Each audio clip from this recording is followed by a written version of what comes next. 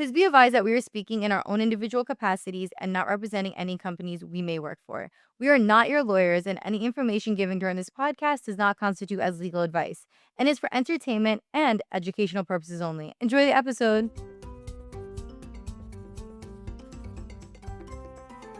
Hi guys, welcome back to Girls Gone Legal. We have Vanessa today that's going to be our co-host. Hi guys. While Katie is studying. Vanessa is our social media lead. She's running all our socials. She does such an amazing job, so we're happy to have her today. We have a super exciting guest coming on. I'm going to read you her bio. We're super excited to welcome Savannah Huitema. She's an associate attorney in Quinn, Emanuel's New York office. Her practice focuses on complex commercial litigation with an emphasis on disputes involving technology, media, entertainment, and the creative and luxury industries. Before joining the firm, Mrs. Huitema spent nearly a decade working in international fashion and business, modeling with global brands including Vogue, Fendi, Bulgari, Moncler, Khaite, Jil Sander, Hugo Boss, Loro Piana, and Brunello Cucinelli. She's also a style critic for the Metropolitan Review. That experience informs her work with clients whose legal matters sit at the intersection of business, culture, and intellectual property. Savannah represents founders and executives of multi-million-dollar technology companies, as well as artists, entertainers, and creative agencies in high-stake commercial disputes. Clients rely on her judgment in matters involving significant financial exposure, reputational risk, and public visibility. Savannah earned her JD from Harvard Law School, where she served as president and editor-in-chief of the Harvard Business Law Review. She is a member of Phi Beta Kappa. So we are welcoming Savannah. Thinking about the bar exam, or are you currently studying for the bar exam? Bar prep has this way of sitting in the back of our minds everywhere we go. But the good news is it does not have to feel overwhelming or chaotic. You don't have to spend your semester stressing about what bar prep course is best or wondering if you are studying enough material. That is why Themis Bar Review makes so much sense. Themis gives you a clear, trustworthy study plan with everything you need to know to pass the bar exam, including every Themis course. There is no guessing, there is no balancing between platforms, just a clear path forward so you can focus on school now and feel more in control later. Their lectures are broken into short 15 to 20-minute chapters backed by research on memory retention. So you are learning in a way that actually sticks. Everything lives in one easy-to-use platform with forward-thinking tools to help you stay consistent without burning out. And you are not on your own with Themis. You get a full personal success team, including attorney advisors and a dedicated essay grader. Real humans who hold you accountable. They check in and they help you through the tough spots. Their performance analytics also show you exactly where you stand, so you are never guessing or spiraling over progress. Bar prep does not have to be something that you fear. Themis gives you clear study programs and a team that you trust. Trust the process, trust the plan, and trust Themis. Thank you, Themis, for sponsoring this episode. All right, guys, we have super exciting news. Girls Gone Legal has collabed. We are doing a merch collection with This Is Not Legal Advice. I want to show you some of our pieces. Please go on our website or click the link in our bio if you want to buy some things. We have some really cute pens. They're blue ink. They say Girls Gone Legal on them. I know you probably cannot see them. Go on our Instagram. You will see pictures of them. We also have sweatshirts. So Girls Gone Legal sweatshirts, So please. cute. They are so comfortable. They're a great material, comfortable on the inside. And they have this little V-neck, which I don't really have many sweatshirts like this, so I love it. It just says Girls Gone Legal across the front. So if you are interested, buy a sweatshirt. It's great to be studying in. If you're in law school, you're in college, you're studying for the bar exam. We do have a tote that I dirtied this morning on my travels. So it usually doesn't have this, but it says Girls Gone Legal on it. It's super cute. It's huge, first off. You can fit so much in here. It has a zipper, so it opens up. Right now I have my laptop in here, a bunch of stuff to come to the studio today. Please, if you're interested, it's a good grocery shopping bag, a good beach bag. And then the last thing we have is, oh my gosh, I have to go get it. Hold on.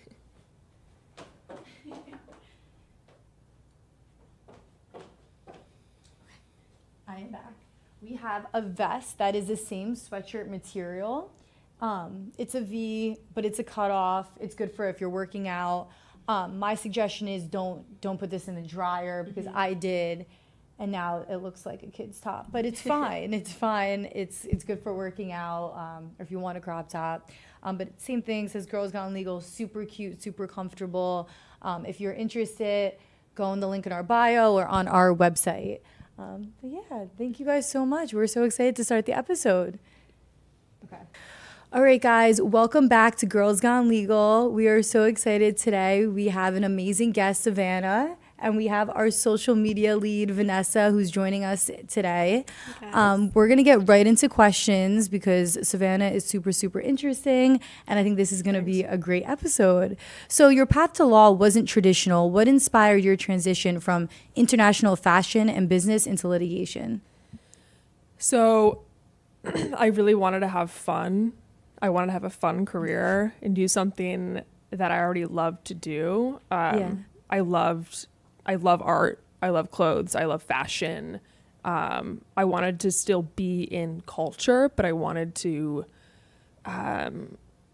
do it in a way where I wanted to be intellectually stimulated. I wanted to be able to think through tough problems, advocate for what I cared about, but still stay in that world.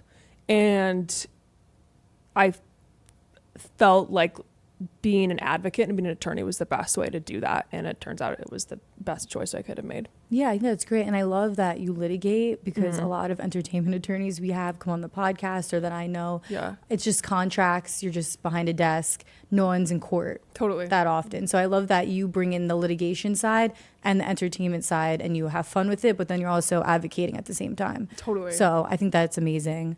My next question is, how did your experiences working with luxury brands shape the lawyer that you are today? That's a really good question. There's a different language that is used in fashion circles and a different way of thinking about the world that's more creative and abstract. Whereas like the lawyers that I'm friends with and work with, you think in a more regimented way. You think in systems.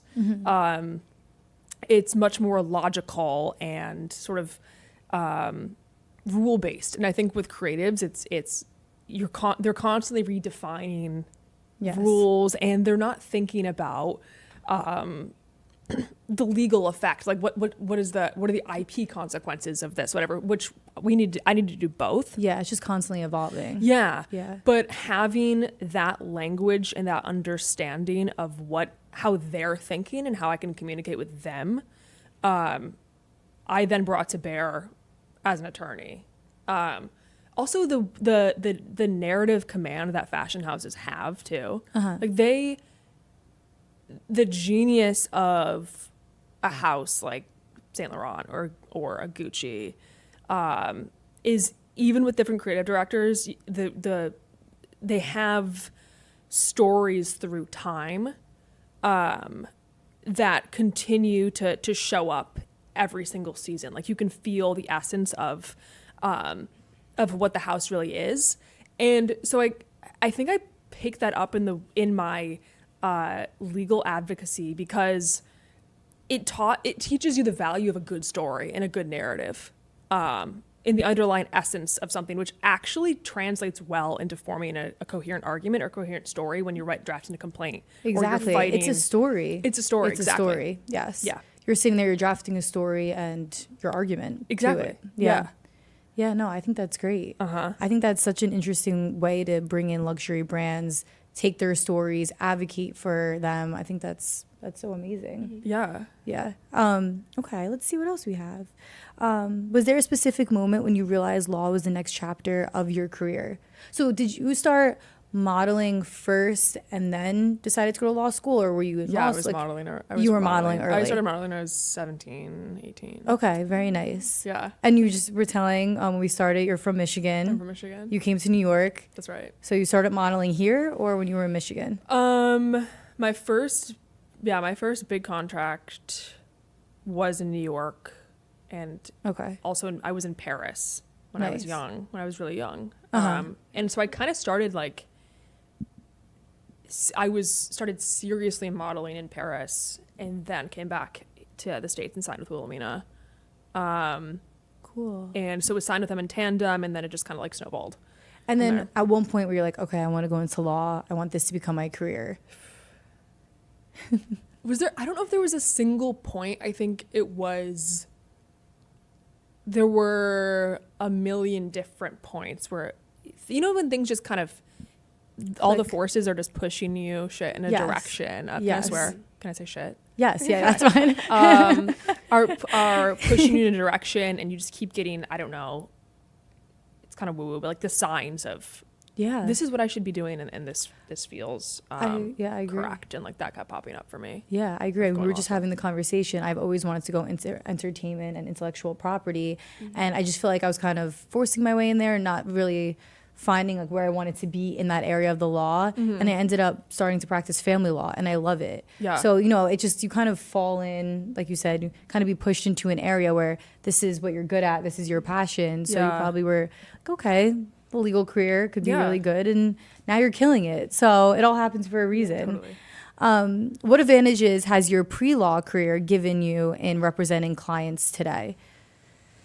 My pre-law career. What was I doing? I was working for the governor of Michigan when I was a pre-law student. So similar lessons, or I think with that it was much more of I started to learn people skills. Yeah. And when I was working for the governor, and this was during COVID, so I was taking a lot of constituent calls. Okay. And that was not easy for anyone in the state of Michigan, or anywhere anywhere at all. But having to figure out how to communicate to someone who was like losing their business, or needing help, or needing some sort of aid from the office, that maybe was, now that I'm just thinking about it out loud, like that was maybe the first incarnation of how to figure out how to help somebody who's going through, because that's my entire job now, is like, what is the problem? Yeah, how can we fix it? How can we fix it? And then also doing that in a way that's empathetic, and you need to understand what the person's going through and really connect to them on an emotional level, I think, to be able to solve any sort of problem in an honest way. I think that's great. I think a big part of the legal career is people skills. We sit there, we study for 3 years in law school. We take the exams, we sit there for months studying for the bar exam. But when it comes to it, you got to be able to have people skills. You got to be able to, so important. Yeah, you got to be able to talk to your clients, connect with them, understand what they're going through. And really be able to fight for them. Yeah. And those people skills allows you to fight even more for who you're representing. Exactly. So I think that's super important. I see it now in my career. I'm dealing with clients every day. It's so important. And it's hard because, when you're coming to an attorney, you have a problem, and no one wants to be going through those issues. Totally. So they're going through probably one of the hardest times of their lives, depending on what the issue is, or if it's not one of the hardest times of their lives, it's definitely a major inconvenience, and that's something they don't want to be dealing with. So you are playing such a vital role in someone's life. Yeah. And I think that's a reason I wanted to go to law school, was to fight for people, advocate for them, and to help them. I think that's great. Totally. And they're at their most stressed. I think you see people at their worst too. Yes. Because they're at their most stressed. And even if it's not life or death, whatever's going on to them is, if they're hiring an attorney, it's probably pretty significant. Yeah. Especially if they're hiring a litigator. Yes. Or like what you do if they're going through a divorce. Yeah. If something's that intense, it's a lot psychologically on that person. It is a lot. They're going through some hard times. And I mean, when you're going through a hard time, you're not thinking clearly, right? So that's what we're there for, to help them think clearly. Totally. And not only do you have to do your job and to fight for them, make sure everything's getting done correctly, paperwork, whatnot, but you also, are there for them in another way, to be able to speak to them and say, everything's going to be okay. We're going to do the best we can to help you. No, it's definitely it's a hard job, demanding job, but rewarding at the same time. I think it's great that you started in the governor's office. Yeah. I have a background where I worked at the AG's office, so the cool. prosecutor's office. I was telling you I clerked. But then you also have the entertainment side. I think it's super important to see different areas, whether you're in college. Vanessa's in college right now. Get as much experience as you can in law school in all different areas. We talked a lot about in law school how a career isn't linear, and that's why I asked you, like, how did you get into law? Because you started modeling at 17. No one's career is linear. There's always hurdles. Yeah. Even for me, I was like, oh no, I know I want to do this. I'm gonna stick to it. I've gone every which way already, but I love it because I'm getting such good experience. So, yeah, I know. I think that that's great, and thank you. That was a great answer to that question. Do you? Yeah, I was gonna ask you. So, entertainment, fashion law is an area that I'm super interested in. How did you land that role? Like, it's so niche now. It's like so big now. So yeah, how did you land that role? Because I had a professor when I was at Harvard who does that's his practice. Nice. Full time. Connections. Huh? Connections. Connections, Like, yeah. And then I also have a similar background, so then I could That's helpful. bring in my own experience and business, and we got very close. He's a mentor to me, and we still work together every single day. That's great. So I work really in his practice, and so I think it's about finding, a lot of it's luck, but just finding the right mentors who care about you and who see something in you. And I was gonna go to a different firm, actually. Okay. Met him, and then was fascinated by his practice. He'd represented some of the biggest galleries and entertainers and actors and people in the world, and was also a brilliant attorney. And we built a relationship through that class. And then he just said, like, come, interview at this firm and see how it goes. That's super Went cool. great. Yeah, And wait, that's awesome. Yeah, that is amazing. And Harvard is super impressive. That's insane. That's congratulations. Thank you. So I guess as someone in undergrad, what do you think stood out in your application process that got you into Harvard? To go to law school? Yeah, well, for Harvard specifically, because that's super impressive. So like Sure. internships, extracurriculars, like what do you think stood out that got you into that school? So the first is the obvious boring thing, which is you have to have a good LSAT, Right. and you have to have a high GPA, and like that does matter so much, because that's just an automatic, like there's some, who knows what the magic number is, but there's got to be some cutoff, I think, I imagine, unless you're exceptional in some other way. But after that boring, I remember I was all over the Reddit threads or the Reddit forums when I was applying to schools. Like, I think those were called like the hard factors or the hard numbers, and then like the softs. People called it the softs, and is this still a thing on Reddit? I don't think so. I've never heard of that before. Okay, so like, yeah, the interesting. hard was your LSAT and your undergrad and your GPA, and then the softs were like, what are your extracurriculars? Okay. And I think with Harvard, it was what's unique, which is such a boring way of being reductive, but I think it's true of. They saw that I worked in fashion, and that was my personal statement. Okay. I talked about being a model. I talked about traveling, and I think my opener was like talking about walking a show in Milan, and then like why do I want to go? It was remarkably consistent, actually, because I think my personal statement was like, I want to go into fashion entertainment law. It like made a story. Exactly. Like you tell a really good story that ties to why you are unique, and then how is that going to, hopefully, even though if you don't really know at the time, how do you imagine that impacting your practice, or what do you think your practice is going to look like? That's right. That's something different than what everyone else is putting in front of them. I think that's what did it. Yeah, and that's like really unique too. Yeah. And it like tells a whole story. Was that your Exactly. top choice? Harvard? Harvard, yeah. Yeah. And you got it. Yeah, I got it. Yay. Where else did you apply to? I applied to NYU, Columbia, Harvard, Penn. I think I got waitlisted at Penn. I got rejected from NYU. That's okay. You still went to Thank Harvard. you. You still made it. I still made it. I was thinking about Columbia, but I was really between Harvard and U of M because I got such a fantastic scholarship to U of M. I think it was like nearly full tuition. And so I really struggled over that Where to go. decision. Yeah.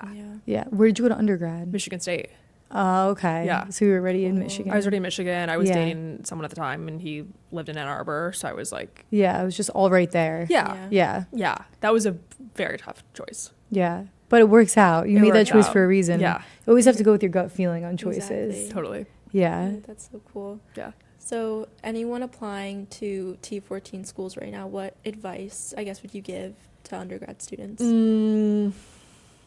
The boring of make sure you have work your ass off for the LSAT. Just like lock in. Do something that you actually really find interesting and cool for you. Like if you're into fashion, if you're into books, or you're into like go work at a jazz bar, like anything that like you find to be, or a gallery, or rescuing dog, like it can be anything that you think is really cool and aligns with your interests. I mean, and then if you can then tell some sort of story, hopefully that interest, whatever it is, will also dovetail with like what you want to do. If there's a through line, like I love art, I love fashion. So I knew that I wanted that to be the through line of my career. So hopefully there's something that you like. I'm picturing a friend of mine right now. He's like a fantastic jazz musician, and that's what he was doing before Harvard. And then when he applied, that's kind of the story he told, and now eventually he wants to be doing something in music law. So if you can find that's genuine to you, a passion, something that you really care about, maybe it's the environment, maybe it's environmental law, that you can then use, that's to tell the story of like, here's what I'm doing. It's a little bit different. It doesn't have to be the standard route everyone else takes. Like I thought I had to, and I did. I worked for the governor, which I loved, but I think that the normal tact is like, I need to go work for the government, or I need to work for a legislator. There's like kind of I think a standard playbook, which is not wrong, and it works, but I think standing out is the best advice that I have. Yeah. There's other ways to do it. There's other ways that Yes. besides the standard way. Yeah. And I think it's so important to take your passion and then bring that into law. That's something I really wanted to do when I thought about going into entertainment, because I love the area. I minored in public relations when I was in college, and I just love that entertainment world. Yeah. So I was like, oh, I'm going to take my passions, bring it into the law. I want to be an attorney, and just take off from there. Totally. And I think, that's great. So when you're think about your passions and what you want to do, and be like, okay, you need the law for every single area. Everything. There's Everything, many yeah. types of law now. There's so many It's types of law. cool. Yeah. Yeah. And you took like a gap year, right? Do you know how long? I you took a your couple gap year? years. Okay. Yeah, because I know a lot of people, they think like you should go K through JD, but you know, Yeah. I think, or personally for me, I think I'm gonna work maybe 1 or 2 years, Yeah. get experience, and then apply. So obviously, like, do you think that's like what recommended, right? Totally. To do that. Yeah, absolutely. Yeah. Because then again, like, then you do have that story, that honest story to tell. I mean, I'm not saying you couldn't have it going, you can have a great story from undergrad, but if you relentlessly are following what drives you or what draws you, then you spend a year or two actually doing that thing, then when you get to admissions interview, like, you'll be able to talk about that and explain Yeah. why. Like, why is this the logical next step?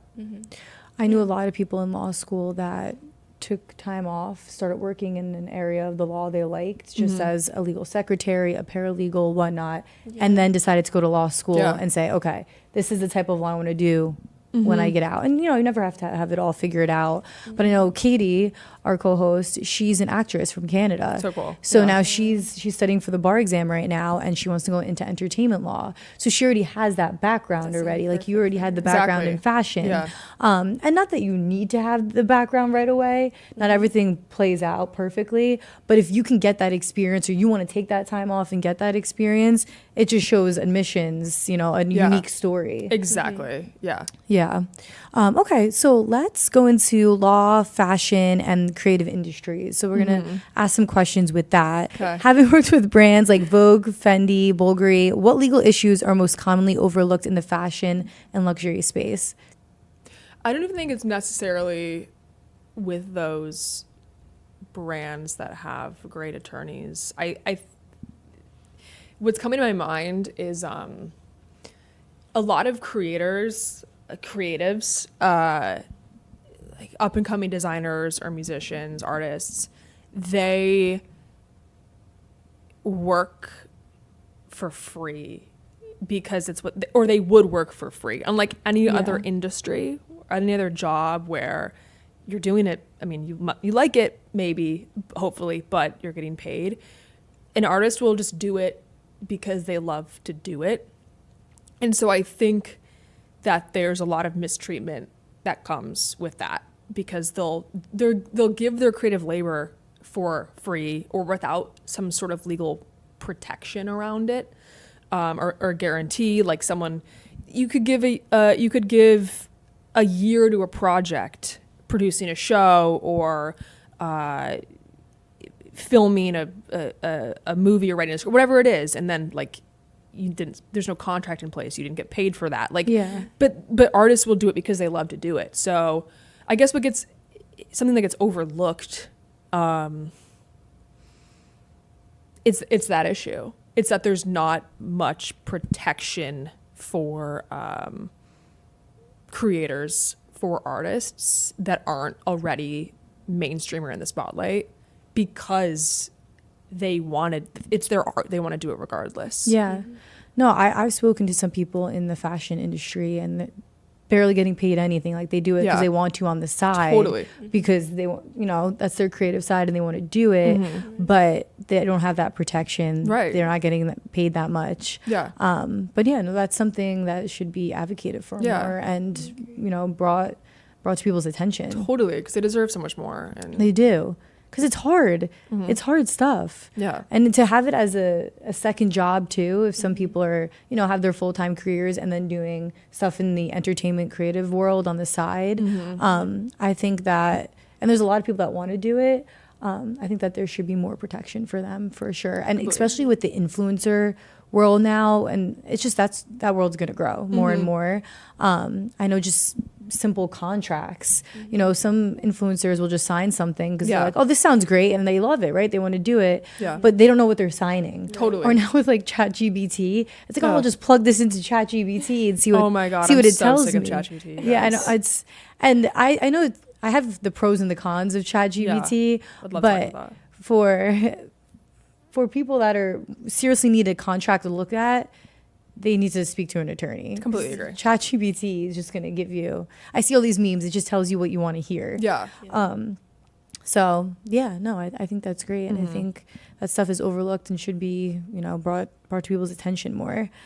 The next question I have is, what makes disputes involving creative businesses different from traditional commercial litigation? It's a hard question. I don't think it's that different, insofar as like you're still working with people. It's still people issues, and it's still whether it's like this very high stakes commercial dispute between partners at a crypto fund, or it's an IP dispute with Chanel. Like, either way, what is it? It's people who disagree about something, or something went wrong, or someone did something that violates the ethical, the moral code that we've all agreed, something is wrong relationally. It's a people issue. Yes. So, and with a lot more complexities than that, but of course. I think if you understand people and you understand incentives and what drives people in any situation reductively, but also if you like look at any specific situation, it's like just understanding what does she want, what does he want, and why did this fall apart, why is this not working out, and then how can we have a very human discussion about this, or if we have to litigate, have a very human litigation about this in a way that's going to solve the problem. So I think it's really not that different. Do you notice a lot of your cases settle more than going to court, or do you think you're going to court more? You settle. Yeah, that's important. Yeah. That's the goal, to try and get a case to settle, and everyone bring it to court. Not bring it to court, because you don't know what a judge will rule, right? So if you settle, you have more of a say. Both sides have a say. So. Totally, or it's a lot of times it's arbitration. Oh yeah, which is like which settles often too. Those disputes settle, but there's a lot more arbitration than there is court. I find as a general trend. Okay. People arbitrate. Yeah. Because people agree to do it in most contracts, like most standard commercial contracts. Yeah, there's an arbitration clause. Yeah. But yeah, most of the time they settle, and I think when people go to court, it's either because there's genuinely difficult issues that just can't be resolved. Like you need another party. It's like you're just not going to go anywhere. Or I think sometimes people, with valid reason, often it's emotional. It's like you want to, even if it's economically irrational, like you want the justice of it all. You want to go and you want to have your day to be heard out, and see how that plays out. Yeah, no, for sure.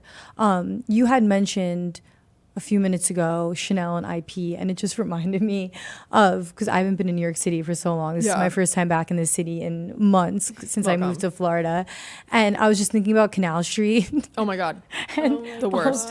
All the bags and everything being sold there. What's your take on that and the intellectual property issues and going on downtown? So funny.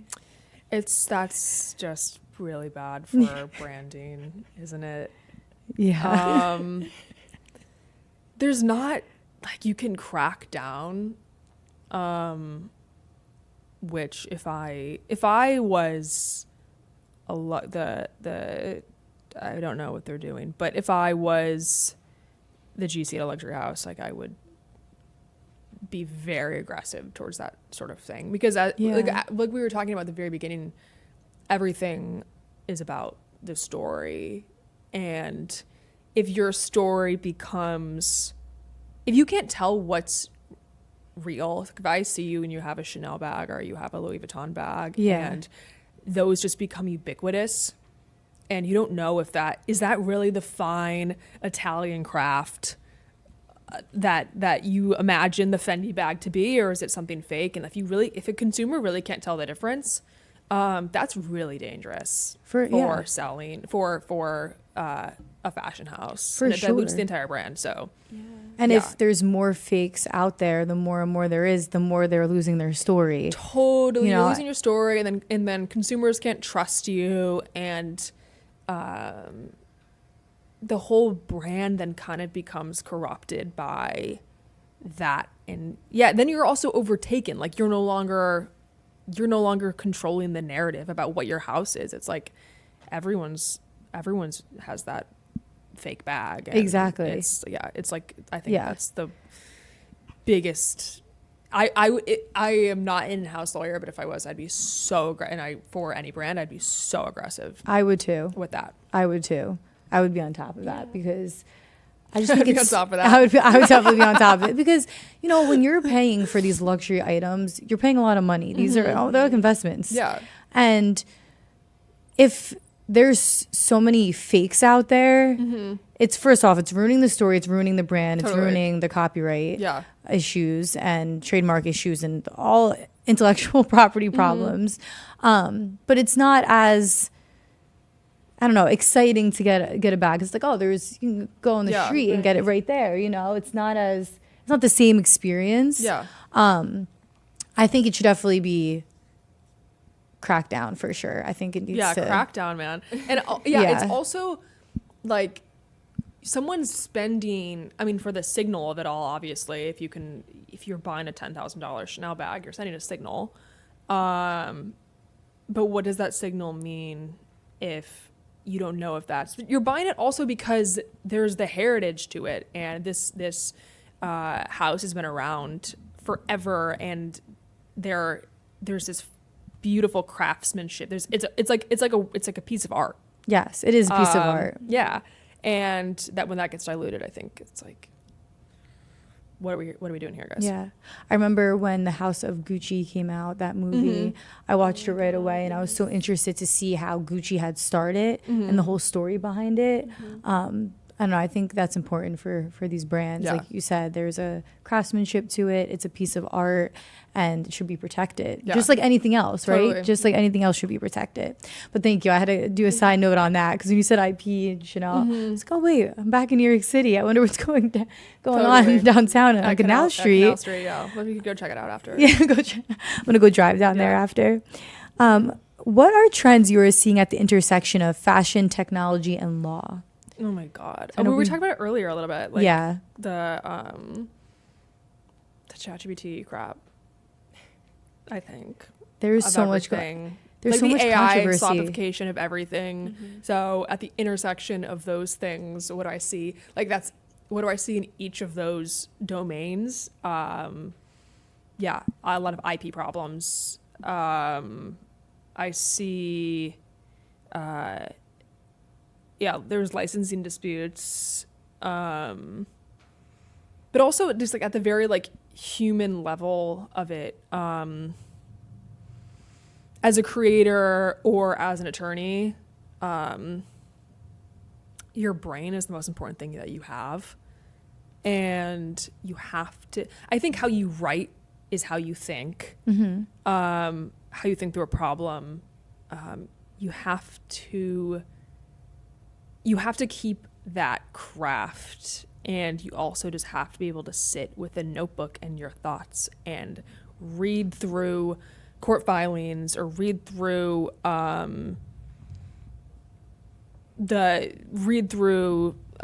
cases or whatever it is that you need, and like really think through those problems. And you can't have like a ChatGPT-ified brain. Not that it can't be. I don't want to be such a total hater of it, because it does have, obviously it has its uses, but I think that you really have to protect yourself. Yeah. From becoming kind of like overtaken by constant outsourcing of your own thought process and your own writing and your own work. Yes. To an AI chatbot. I think it's a huge mistake. I agree with that. And I want to just revert back to law school really quick when everybody would share outlines. Yeah. So in law school, you have an outline. Yeah, everybody will create their own outline or share outlines. And I never wanted to share outlines because if I just had someone else's outline, I didn't create that. Totally. So I can read through it, but I feel like I'm just reading words. It's different than when you actually create it yourself. Completely. It's how you learn it. And it's how you learn, and it's how you memorize, and it's how you sit with the information, and you're able to then explain it back to someone. Exactly, correct. So the times that I did, like, oh, okay, like I looked at someone's outline just, for, I don't know, to help me understand something. I never understood it. I needed to create my own. Sometimes if you needed to like reference something else, if you weren't understanding a specific subject, I was like, okay, that's fine. But it's very important to create things yourself. Yeah. And with ChatGPT, it's so easy to put something in the chat and just have it come out, which is great. Totally. It's great for timing, right? Great for timing purposes, can keep it moving. But to learn it and then to be able to go argue it in court, I think it's so important that you're writing it yourself. When I first started my job, I didn't know what Westlaw AI was. We didn't have that in law school when I was there. And that was only a few years ago. And it was my first time using it, and I plugged in the legal questions that I was trying to figure out, and it gave me all the cases, it gave me all the stuff I needed, But when I had the finished product, I didn't feel right. I was like, I feel like this is not something that I created. I feel like I don't know it. Like, I want to sit down and explain it now to the other attorneys in my firm. And I didn't like that it wasn't me who sat there and wrote out sentence by sentence. So I was like, I'm going back to the traditional way of doing it because that's how I understand what I'm writing and what I'm arguing. Yeah. But I think it could be helpful where if you have your piece of work or your writing, your emotion, whatever it is, and then you want to bounce ideas off of it or just like double check yourself. I think that's important. Or like, oh, maybe like there's something you want to add. But start to finish, I think it's so important to create something yourself. And Totally AI is taking that over. Yeah. So I am worried because I think to myself, I'm like, if I was in college, I know you're in college right now. Oh my God, I was like, imagine that shit. I was like, would I have made it to law school? Or I don't know, because you're just plugging stuff in. You're not thinking about it. But now, like, some people take it very seriously and they'll kick people out of college if they use it or fail them out of their class. Oh.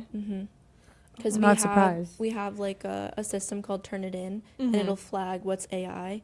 But sometimes people will write what they write, and it'll be flagged Totally, AI. they're So not it's accurate. like, how do you know? Yeah. So, Yeah. Totally. Like, but also I do think the product shows like, yeah, if you sit and you actually think through a problem and you write it out yourself, and then you come to the Oracle and you're like, hey, what do you think about this? Yes. And like refine this, or where would you push back, or what am I not seeing? Yeah. Sure. Then like you're a super lawyer or super student. But Yes. Going to it in the first instance, I think is the biggest mistake you can possibly make. Yeah. No, it is for sure. Seriously. You got to be able to learn it, and you got to be able to use your brain, like you Yeah. said. Our brain's the most important thing we have. Yeah, you're correct. And to be able to sit there and write is very important, especially as an attorney. So if you're not getting that experience in now, it's an issue. It's gonna go away. It's like use it or lose it. Like, Exactly. I was Your going to brain. ask, like, in your industry, do you see lawyers using ChatGPT for things? Because I heard a case where a lawyer used it to like do a case brief, and ChatGPT like made Gave up him like citations, bullshit cases. and he got disbarred. Oh girl, yeah. So yeah, I was wondering about that. Oh my God, yeah. People, that happens. That's like my biggest fucking nightmare. Is like, imagine like you have like a hallucinated case or hallucinated quote, and that goes in front of a judge. Yeah. Like, Yeah. No, you have to that's double check viscerally everything. upsetting, and like, oh, that's so fucking that's so scary. Because you just look so, there's no credibility. You've lost all credibility. I also I empathize though, in the sense that like, I'm sure that guy was, I mean, we're all busy, but I'm sure that he was stressed. And I think the biggest mistake people make with it is like, they think it's Google. If you come in and you just think you're typing into Google like you would have 2 years ago, and all these cases populate, and you're like, wow, how is it that that's exactly the legal proposition I needed? Like, I needed this case to say exactly that, and it did. Well, because it's fucking fake. Like, Yeah, that case is not real. No one said that.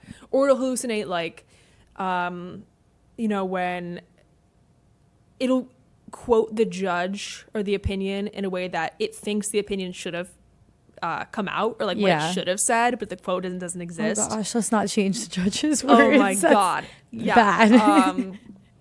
I don't remember the question because I just went on such a tangent. Yeah, like, It's okay. Do people use it? yeah, like in your like firm, do people use it? Yeah, but so like Quinn and Emanuel, they're like very strict about it. We do use it, but everything has to be like site checked by a human being, and they're very strict about it, for that exact reason, because you don't want to put out some hallucinated crap and then get disbarred, and then the whole firm looks awful. Yes. So yeah, you have to be so careful. I'm so careful about using it. And it'll keep getting better. Like, do I think this will be a problem in even like a year? Probably not. But it's still something to be so mindful of. Check your work. Every time you use AI, check your work 10 times, whether you're a law student or an attorney, and there's like, no matter what the stakes are, check. Yeah. Check. Like, don't believe that thing. Do not believe it. It is the easiest way to lose your credibility, for sure. Yeah, and then you look so, because you couldn't even, like, then it's also the question of, like, you couldn't have checked, like, you didn't check your cases. Yeah. Like, why aren't you checking your cases? You didn't, so you not only did you not catch that it was a fake case, like, you're just showing, like, oh, you didn't even read you don't read the cases. Yeah. the hell's that? You didn't read the cases. You don't know what you're arguing. Totally. You don't know what your work says. Yeah. Yeah. You don't believe it because you didn't think that. Yeah. Maybe No. you agreed with it, but you didn't think it. Well, they were That's lazy a enough to problem. use it, so they Totally. felt like they'd check it anyway. Yeah, exactly. But So. yeah. Yeah. It is constantly Confusing. growing. Even just starting my career and as an attorney, there is so many different AI platforms I've been introduced to. So, but I'm being super careful on it because I learned in law school, like, stay away from AI. But now all of a sudden, 2 or 3 years later, it's like, oh, you can use it, but be careful. Yeah. But Yeah. so it's constantly evolving, but it's something to be mindful of. I think that's exactly right, though. It's like, use it, but be so careful because it can make you a better lawyer, Yes. but it can also make you a way fucking worse lawyer. Yeah. So how do you It's how you're using it. use it? Yeah. Which, like, that's the most, like, lukewarm take in the world, but it's true. Yeah. It's true. Yeah. Yeah. No, definitely. Okay, next question. We're going to get into some litigation questions. So you represent founders, executive, artists, and entertainers in high-profile disputes. What qualities are essential when advising clients under intense public scrutiny? Calm. Calm. Yeah. Yeah. Calm. Take it very seriously. Take it as seriously as it is, but that doesn't mean overreact and escalate. It just means be as grounded as you possibly can. Like we talked about at the beginning, like, it's probably one of the most stressful times in that person's life. They might not be thinking totally clearly. Their emotions are running high. You can't escalate to. Like, you have to stay grounded and calm and assess the situation. And also, I think it's so important to be compassionate and listen very deeply and really care about that person, not in a way that then influences you and you are now being emotional or you're too involved in a way that's unhealthy, but in such a way that you really feel what they're going through, I think is the way to do it. You're connected in a way that you can work together well. So yeah, it's really good people skills and knowing how to connect with another person that you care about, really. I think it's important to definitely stay calm because they're going through such a hard time and they're turning to you for help. Totally. So if you're not calm, you have to chill out. Yeah, that's going to be a whole disaster. So you have to definitely stay calm. I think communication skills, like when you're saying people skills, is huge. Calling them. Yeah. I know even for me right now, I'm constantly emailing clients and getting on the phone with them too. I'll email and say, if you want to set up a conference, we can get on the phone. Yeah. Because sometimes it's just helpful to hear another person's voice and sit there and explain it to them than just emails. You know, emails are good because you want things in writing as well, but I think it's good to get on the phone, call them. Totally. Also, I think telephone like conferences are better because you're getting things done quicker sometimes. Or emails, it's like, oh, I'll check my email. Like, they don't answer for a few hours and and sometimes you just want to get something done right away, especially people that are in, high profile cases and they're freaking out because it's in the public eye. You want to get things taken care of quickly. Yeah. So yeah. I'm sure they appreciate that too, like getting on it right away and like not going through emails and all of that. So. Yeah, it's good to get in a call. Checking in with them. They know their attorney's there. Exactly. Totally. And I think things can obviously get lost in translation on email and like It's so true. It's good to you need to hear inflection, you need to have a chat on the phone and like I text like a dad, I've been told. So I just prefer to I'm very short when I text and then my girls will be like, are you mad at me? No. I've noticed I started doing that because sometimes I'm running around and I can't sit there and type. So I'll talk to my phone. Same. But it has a period, a period, a period. It's and I usually don't. I'm usually exclamation point, ha ha ha. But You just don't know because what the tone is. Yeah, and you're their is she mad? Like, what's her, Is she what's her mad? damage? Like, no, I'm not. Yeah, sometimes I do text my friends and I'm like, I'm not mad. I swear, I'm just talking to my phone. Yeah. I'm sorry about the periods. But oh my god, yes, there's Siri. Everything will just add like a period at the end. Yeah. But it is important to be able to call, text, be there for your clients whenever you need. Totally. So whether it's long paragraphs or short, I'm sure they're happy they're knowing that their attorney's on it and taking care of the situation. Totally. So you served on as it. president and editor-in-chief of the Harvard Business Law Review. I was. Oh, What? That's so impressive. amazing. Yeah. That is really great. That's so cool. You have to. Thanks, guys. Harvard and that too. Yeah, Just to top no, it off. you have to wear that on your sleeve loud and proud because that is amazing. What did that leadership experience teach you? Really good blue booking. Yeah. Sure. Same thing though. At the risk of being so redundant, people. It's just people. It's like we were running a team, and there's also all sorts of contingencies because the people you're working with at the law review are also your friends, and no one's getting paid. Like Yeah. you're doing it because you like it and because you care about.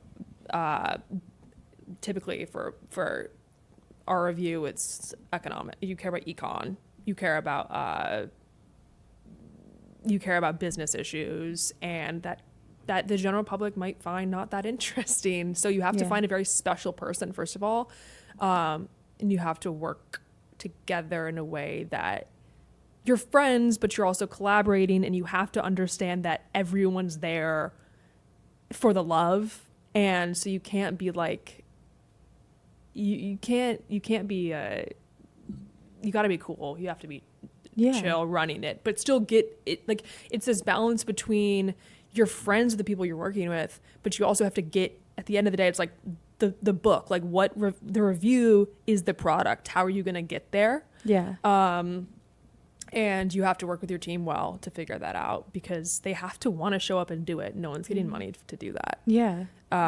So maybe the challenge is just keeping morale up and keeping that ethos of like, we're all here because we're producing this book that we're intellectually interested in, and we're all friends, and like, let's make this happen. Yeah. Let's work together. And Yeah, finish the product. Totally. It's like, you're not someone's boss, whereas like Yes. the firm or at any job, like when you're someone's boss, you can call and say, hey, I need this right now. And they're getting paid a lot of money or not to do it. That's not the case at a law review. Yeah. So it's a lot of collaboration. It's a lot of symbiosis. Yeah, Make it no, work. definitely. I mean, and I think that's a great way to start your legal career is being able to collaborate with people, because when you're in a firm, you're going to have to be working with other attorneys sometimes. Totally. Sometimes you're on your own, but sometimes you're working with other attorneys, and you have to be able to work well together if you want to get, win that case, win that argument. Right. So yeah, no, I think that's really great that you did that. And I even know for the podcast, obviously very different than law review, but we have a podcast team. Yeah. And, Katie and I are running the podcast, but, Vanessa volunteers as our social media lead, and we're working we're working all together. We're collabing. So I always tell her, I'm like, let's all help each other so we can get to what we need to get to at the end of the day. And that's to create a podcast, to create a community for people in the legal industry. It's great to be able to work well together to finish that goal. So like law review, you have that product and you get to that goal. That's right. Yeah, no, that's amazing. How did Harvard Law School prepare you for a career handling sophisticated business disputes? Great professors. Yeah. Great people that you want to emulate and you want to make proud. I was very close to several of my professors. Especially, I had a torts professor. His name was Richard Lazarus. He and his wife were like they were mentors, but they kind of felt like family by the end of my legal career, to where I was like, they're in their 70s, so he was retired. He was getting kind of ready to retire. They'd travel a lot, and I'd like stay at their house and like watch their cat. Yeah. I love that. Yeah. And so like, yeah, I mean, is this necessarily business disputes? I don't know, but you have people that believe in you and you want to make proud. Yes. And you kind of study, you can study their career trajectory. What have they done? What's worked for them? And then you try to do that as best as you can. Yeah. I think it's so important to surround yourself with good people, with mentors, with good professors, because it makes such a difference. Huge. I wake up every day. I'm so excited to go to work. Yeah. I love my That's awesome. boss. Love. She is amazing mentor to me. You know, it takes one person to take a chance on you or to be like, I know that you could do something great. Yeah, I see somebody. And it just helps you with your career every day. And I know they say, like, if you're loving what you're doing, you're never working a day in your life, right? So when you're at Harvard, being able to surround yourself with a great professor and building that close bond, I think is super important, because I'm sure it gave you a different outlook on things in the legal career and how to go forward when sometimes you might feel stuck. Totally. You have someone to look forward or to look to. So yeah, I think right now a great piece of advice, if you're in law school or you're in college, like, make those connections, network, meet those people that can you know, boost your morale and your confidence. Yeah, exactly. Yeah. That's right. Yeah. Do you have any other questions off the top of your head? Vanessa's amazing. Vanessa memorized questions. She's gonna start running Girls Gone Legal because she has a great memory. I guess, like, what specifically in fashion law do you do? Like, you represent influencers, creators, and like beauty brands. So, like, how does that look exactly? Like, what do you do, like, for them? A lot of litigation strategy. Okay. Also advice pre-litigation, like how do you go about something in a way that's compliant. And it's really like, it's storytelling, but it's looking ahead as far as possible. Like, what are all the potential risks? What could happen? What could go wrong and what could go right? And then how do you set yourself up as a brand legally, or as a person, as a creator, to make sure that you're operating in a way that is smart. Yeah. Wait, that's really cool. Yeah. So you think for me, like, my next step would be to maybe, like, shadow someone who's in the entertainment, or, like, find my way into, like, the fashion industry somehow. Yeah, I would do that. I wouldn't even go work for an entertainment attorney necessarily. I would go work in fashion. Okay. Like, I would go find a designer or a creative director or someone who's actually in it and work for them and, like, make cool shit and, like, hang out. Yeah. So it's not even in the legal area at all. You're saying just, okay, that's great advice. Well, my job is. But I know, I mean, like, together. Yeah. But I mean, generally, like, what I would do if I was, like, to go back, I would do exactly what I did, or I would go work for a creative and, like, make cool stuff and, like, help them make cool stuff and like be in the art of it all. That's what I would do. Because it's so niche now, but it's like there's so much different laws, like fashion law, entertainment law. It's like getting so big now. Yeah. But it is, like, super hard to, like, get in the door with that because it's so specific. Yeah. So yeah, no, that's what I was curious about. Yeah. But yeah, no, I think that's great advice, because a lot of people want to get into fashion entertainment, but they're feeling like they have to get a job in the legal side of it. So if you're young and you just start right away in the fashion industry, or if you're interested in music and then you bring the legal side to it, that's great, because you already have the exactly. Like, you'll know how to speak their language, and you'll have been in it, and you'll also make the connections that will, you know, like, they'll then come to you when you're an attorney. Yeah, that's really cool. So what advice would you give to young women pursuing careers in law, business, or fashion? I think it's not that, we're all so reliant on our tech and we're all addicted to our phones, and, like, it's so easy to be distractible. To stand out, just, it's like relentless execution of the basics, like, present well, don't be an asshole, like, be someone who's fun to be a good hang, like, be someone who is kind and is known as kind and who's reliable and who shows up when they say they will, and shit, like, try to avoid the slopification of your brain. Like, go to the bookstore, go find random shit in the basement of the bookstore, go to movies, go hang out, like, get off of your phone, stay stay true to you, so cliche, but like it's do true though. cool shit Yes. that you like that's different, Yeah. and you don't have to buy into the same crap everyone else is doing. Yeah. And, No, I agree with that. yeah. I think that's great. I think sometimes our phones can be super, super distracting and can deter us from, getting to the end of our goals. Yeah. When I was taking the bar exam, I had to delete all my social media. Yeah. All and of great. it. I'm sure it felt really good. Yeah, it felt so good. Yeah. And honestly, I'm on social media a lot. I like it. But there's times where I'm like, I kind of want to delete it again for another month just to take a break. Yeah. It's refreshing. Just Just cleanse your brain out a yeah. little bit of Like pick your head up. There's Yeah. a whole world. Go do those Totally. amazing things and everything else will come. Yeah. And with time. Yeah. Okay, we're going to do some signature Girls Gone Legal closing questions that we ask a lot of our guests. So what's one legal myth you wish everyone would stop believing? What's that movie that just came out? It's like Juror 47 or something. I can't. Oh, I think I've heard of it, but I don't think I've seen Juror it yet. something. Juror. It's not 47. Obviously, there's not 47, but it's like Juror is then some random number. But it's in the movie he like goes to this lawyer's house, and the lawyer's like, because he like, spoiler alert, I don't remember if he killed someone or thought he killed someone or what happened, but something went wrong.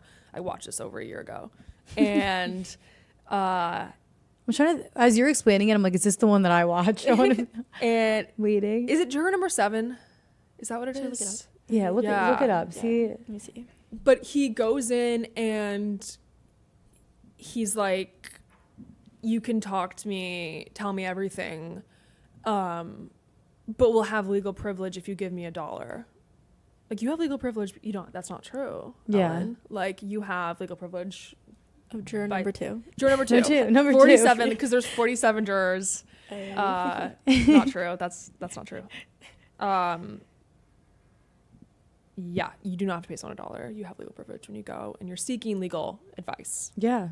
You have privilege. I think that's Yeah. great. I think that's a myth that people should know for Yeah. sure.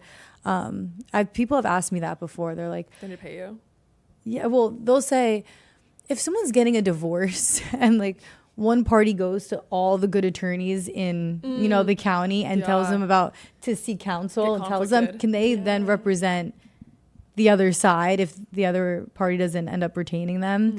A lot of people will ask that. Yeah, that's interesting. But now those attorneys have that privilege because they sat there and they were seeking advice. Yeah. That's the toughest. Yeah. Yeah. Reminds me of the NPR. Go to if you're getting divorced, go to every good divorce attorney in Miami and spill your shit. And then you're start talking to everyone now. Yeah. Get them conflicted. Just kidding. What's the best career advice you've ever received? What if it could turn out better than you thought? So Exactly. take risks. Exactly. We're all gonna die. Like, Yeah. You live one life. yeah, go crazy. Oh no, I think my computer died. Whatever. As you said that. That's okay. But yeah, I think for sure take risks.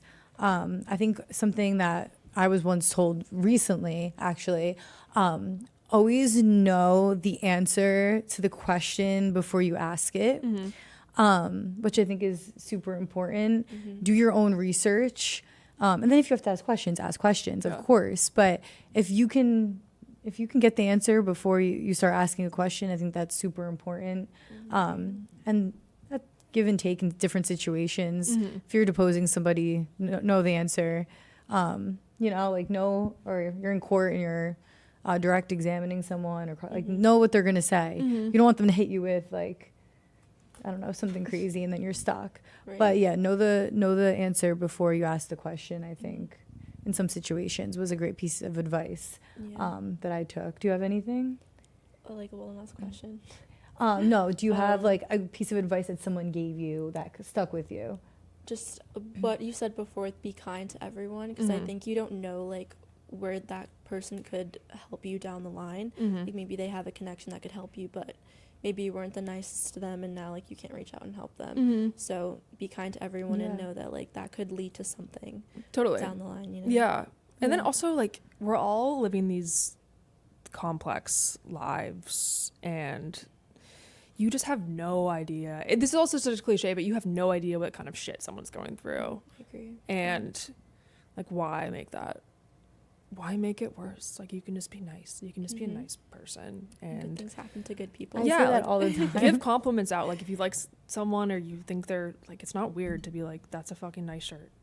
Or whatever, or like, I like the way that you did that. Like, It also makes you feel really good cool. too, you know, like Yeah. you're bringing like positive energy into the world and like it comes back to you. Yeah, Yeah. don't be a dick. I think that's my advice. No, I agree. We all have stuff. Love I say that. this all the time because when there's, you know, stupid drama going on, I'm like, we all have so much going on. Yeah, Like, you have no idea. let's try and make Stuff. each other's lives easier as much as we can because Totally. everyone's busy. And I was saying before when I first got here, moving to Florida has been such a difference where everybody wants to talk and is super kind. At least from my experience, I know people from Florida might watch us and be like, Maybe "No, they're by you're the wrong." beach. They're just like more happy. Yeah, I don't know if it's because it's like nice out, 24/7. But from my experience, it's been so nice where I lived in New York City for 3 years and I love it. This will always be home, Jersey, New York area. But it was a different experience and I wasn't networking. Like I would try to network a lot, but it wasn't sticking as much because, you know, everyone's just kind of like engrossed in what they're doing.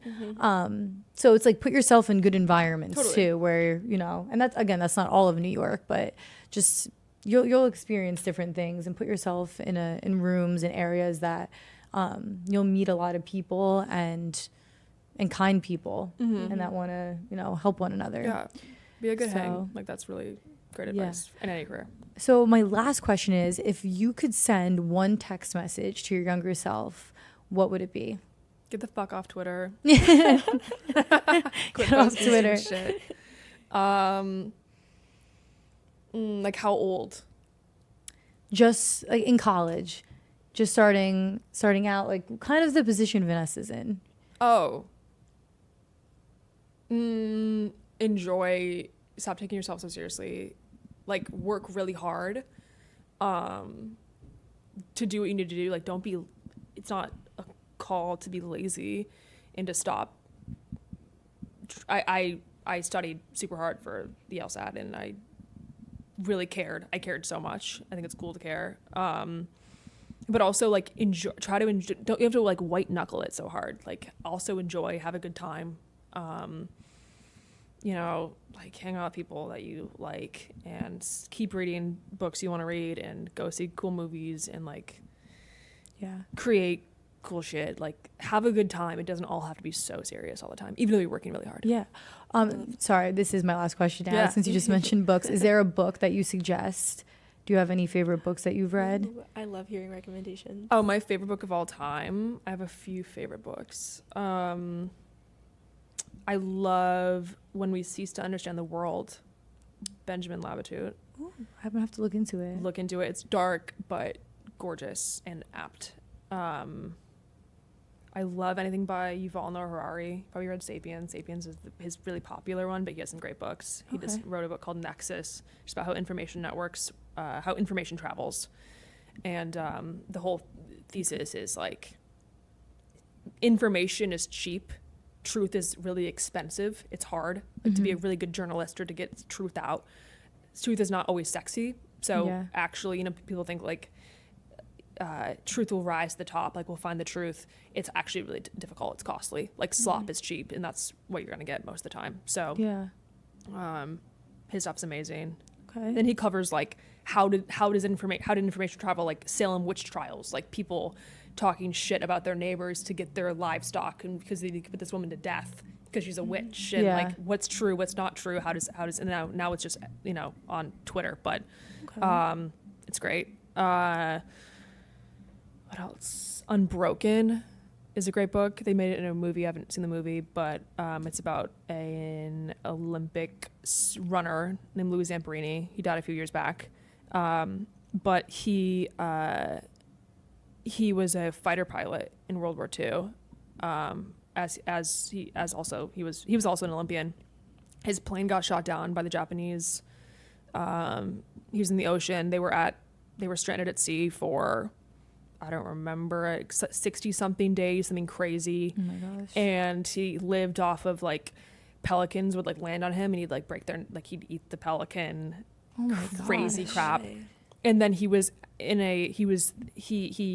got captured after all that by the Japanese.